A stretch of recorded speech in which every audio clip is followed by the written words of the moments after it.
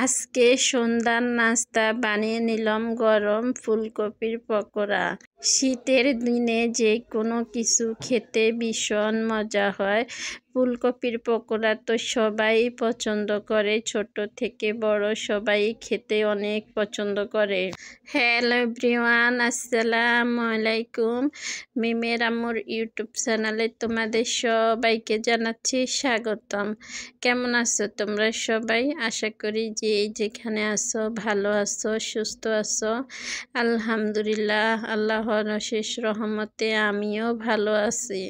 প্রতিদিনের মতোই চলে আসলাম আজকে আমি আরেকটা ভিডিও নিয়ে তোমাদের মাঝে।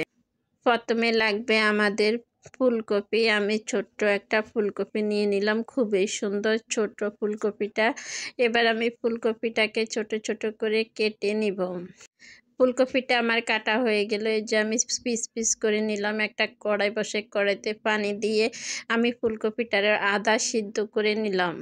ফুলকপিটা সিদ্ধ হয়ে গেলে এবার আমি ফুলকপিটা নামিয়ে নিব চুলার উপর থেকে। একটা চামচ দিয়ে নামিয়ে নিলাম।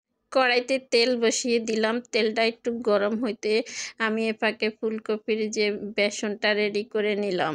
বেসনটা মাখানো দেখাইতে পারলাম না, বেসনে একটু হলুদ, মরিচ, লবণ, জিরিয়া গুঁড়া, ধনিয়া গুঁড়া সবগুলা দিয়ে বেসনটাকে মাখিয়ে নিলাম। এই পর্যন্ত আমার যে আপু ভাইয়ারা আমার সাথে এসেছেন, যারা এখনো লাইক দেননি, প্লিজ একটা লাইক দিয়ে দিবেন। আপনার একটা লাইক, একটা কমেন্টে আমাকে সামনে এগিয়ে যেতে সাহায্য করে। আমার ভিডিওগুলো যদি ভালো লাগে তাহলে আমার চ্যানেলটা সাবস্ক্রাইব করে আমার পাশে থাকবেন। যারা এই কাজটা করে দিয়েছেন তাদের সবাইকে জানাচ্ছি অসংখ্য অসংখ্য ধন্যবাদ। যারা লাইক দিতে ভুলে যান প্লিজ একটা লাইক দিয়ে দিবেন, লাইক না দিয়ে চলে যাবেন না। ফুলকপিগুলো আমার এক পাশ ভাজা হয়ে গেলে আমার উল্টে দিয়ে আরেক পাশ ভেজে নেব। চুলার তাপটা একদম কম আঁচে রেখেছি, রেখে ফুলকপিগুলো আমি সবগুলা ভেজে নেব। এই শীতের মধ্যে কোন কোন আপু ফুলকপির পকোড়া খেয়েছেন কমেন্টে জানাবেন। আমি আজকে বানাইলাম, আর বানাইলাম না, তবে শীতে অনেকবার খাওয়া হবে। আমার আপু ভাইয়াদেরকে অসংখ্য অসংখ্য ধন্যবাদ জানাই আমার পাশে এভাবে থাকার জন্য, আমাকে এভাবে সামনে এগিয়ে নিয়ে যাওয়ার জন্য। আমি আশা করব সবসময় একইভাবে আমার পাশে থাকবেন। এই যে আমার ফুলকপির পকোড়াগুলো ভাজা হয়ে গেছে, এবার আমি নামিয়ে নিব। নামানো হয়ে গেলে আমি বাকিগুলো একইভাবে সবগুলা ভেজে নিব। সন্ধ্যার সময় এগুলা খেয়ে আমি আজকে খিচুড়ি রান্না করব। খিচুড়ির জন্য সবগুলা রেডি করে নিলাম। এই যে খিচুড়ির জন্য সবগুলা রেডি করে আমি একটা বড় পাতিল বসিয়ে দিলাম। পাতিলের মধ্যে সবগুলা মশলা দিয়ে মশলাগুলা ভালো করে কষায় নিলাম। এখানে মুরগির হাড্ডিগুলা দিয়ে দিলাম, কিছু মুরগির মাংস দিলাম, দিয়ে আমি মুরগিগুলা ভালো করে কষায় নেব। আর এই যে কিছু শীতের সবজি দিয়ে দিলাম, সিম, ফুলকপি, আলু, শীতের সবজি ঘরে যেগুলা ছিল ওগুলা দিয়ে দিলাম। দিয়ে আমি একসাথে সবগুলারে ভালো করে কষায় নিব। কষানো হয়ে গেলে আজকে আমি ভাতের চাউল দিয়ে খিচুড়ি রান্না করব। আমি সবগুলা চাউল ধুয়ে নিলাম, ডাউল আর চাউল ধুয়ে নিলাম। এখানে সবজিগুলা কষাইতে থাকুক।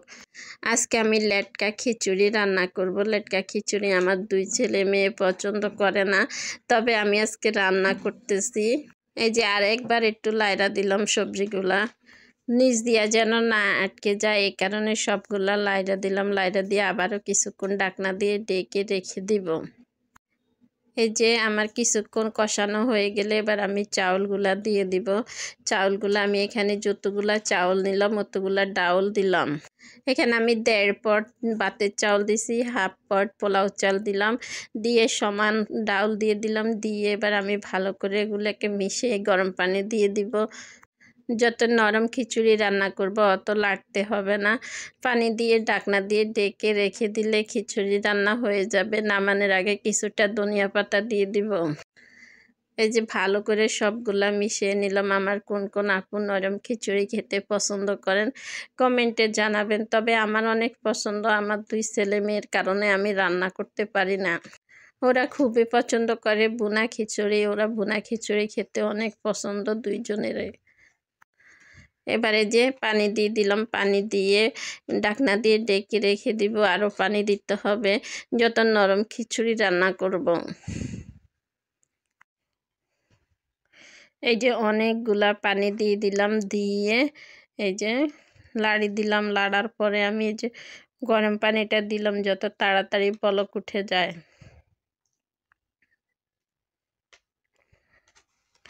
পাতিল ভর্তি করে পানি দিয়ে দিলাম। এবার ঢাকনা দিয়ে ঢেকে রেখে দিলাম। আমার খিচুড়ি রান্নাটা হয়ে গেছে, যে আমি সাথে একটু ভর্তা বানিয়ে নিলাম। কেমন হয়েছে সবাই কমেন্টে জানাবেন। আজকের ভিডিওটা ভালো লাগে লাইক কমেন্ট করে আমার চ্যানেলটা সাবস্ক্রাইব করে আমার পাশে থাকতে পারেন। আল্লাহ হাফেজ, আসসালামু আলাইকুম।